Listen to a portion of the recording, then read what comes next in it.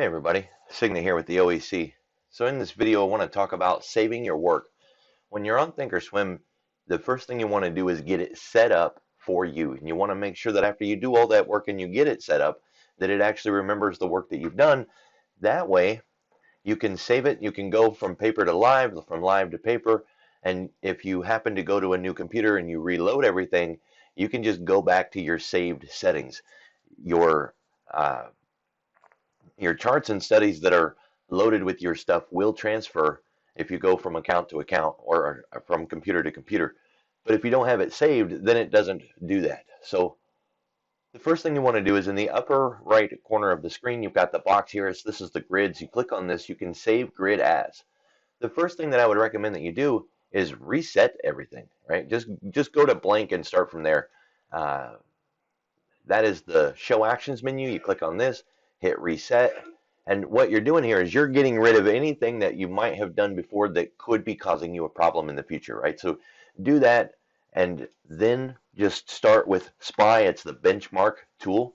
You just want to go there, go down to the drawing set, and unless you've got something that you really want to save, then go ahead and wipe out whatever is there. I've got drawings on the screen. I don't know exactly what they're on there for. So at the moment, we don't want to worry about it, right? So I'm going to just create a new drawing set, um, name it previous work. That way I can go and look at it later on and see if it's something that I really want to save or maybe I need to delete it. Go back to default, right click, clear drawing set, and now my default is cleared and I am on a brand new chart that has no settings adopted or changed or anything, right? You see the style menu is normal. We are just on a normal Thinkorswim. Now the only thing that you might have seen there is my drop down menu is still there, right? It didn't get rid of my drop down menu. If you've not seen how to make one of these and you want one, I do have a video for that. You can go over and watch that video, right? But the chart styles and settings are ready to go. You want to save your work. So the first thing that I recommend that you do is go into chart settings, all right, and start making some very basic changes and then save your work right away. So close that out after you've made some changes. Go up here and name your work. Use save grid as for the first time. So we can go in here and we can just name this. We're going to call it saving our work. So now that it's saved, if I make any changes along the way, when I come back up, I don't need to save grid as. All I have to do is just save. Okay, so let me show you what that would look like. We go into settings. We want to go to equities. I don't want the volume right now, but I want the ability to turn it on later without having to come back into the box. So I want to check that and I want to turn that off. I also want to highlight extended hours and show extended hours, but I want to turn that off. So it's going to show me the extended hours, but it's not going to highlight the extended hours. And I want to be able to see those in my menu later on. I also want to be able to turn on and turn off corporate actions. And we're going to go into the time axis and change the bars to the right. Notice how this candle is right up against the right side of the chart. I don't like that. I want a little bit of room. For me, we can count back 1, 2, 3, 4, 5, 6, 7, 8, 9, 10. So we're going to put 15 in there. And what it's going to do is bring the chart over 15. Notice they got rid of the volume for me. And this gives me a little bit of room. Now, I don't need the rollover lines. And I'm going to get rid of that. I don't need the Friday line, so I'm going to get rid of that. Now, the only thing that I left on there is the calendar year. I like having that on there personally. If you don't like it, go ahead and turn it off. It's really up to you. It's your chart. And now when I save this, it's saved. That button that I hit that said save, it locked this in. This is good to go. Whenever I come back to this, it's going to be here. But we can always double check Thinkorswim, right? So I'm going to hit save grid as, and it still got my name right there, saving our work. This is named up here in the corner. So if I hit save, it's going to say, hey, this already exists. You sure you want to do that? Yes, I'm sure.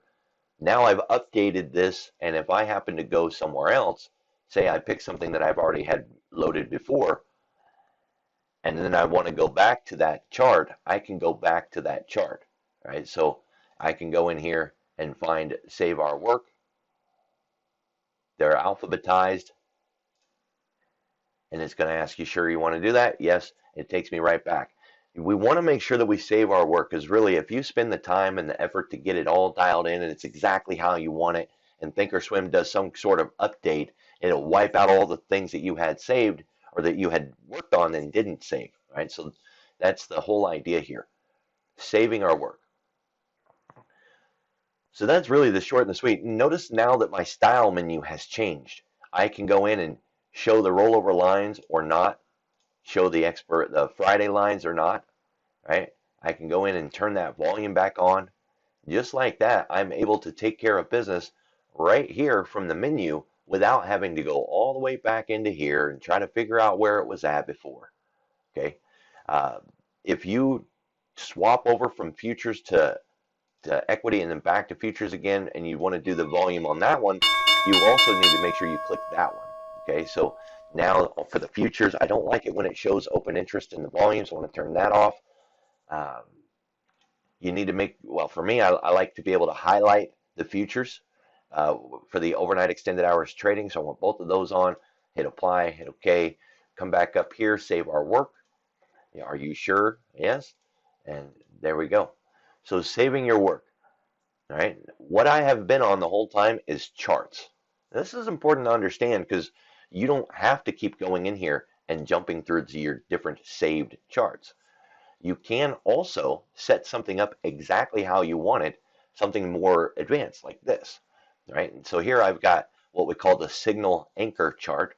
My anchor is on the left side, it's the higher time frame, and then my signal chart is on the right side. I've got time and sales. I've got the dome going on, which I could also load an option into. And then I've got the news down here at the bottom. So for me, this is a comfortable way to see on the intraday basis if I'm looking to take a trade and monitor the market, right? And I keep it saved. And I can go in and I can name this if I'm not sure that I have it saved. Maybe I'm just not quite for sure. I can go in and I can save this grid, and that way I'll have it for the future. One thing I would give you a tip on is if you want things to be clumped together, even if they're not named the same thing, use symbols. Notice in the front of these, I've got like a percentage symbol in front of these two. I've got dollar signs in front of these two.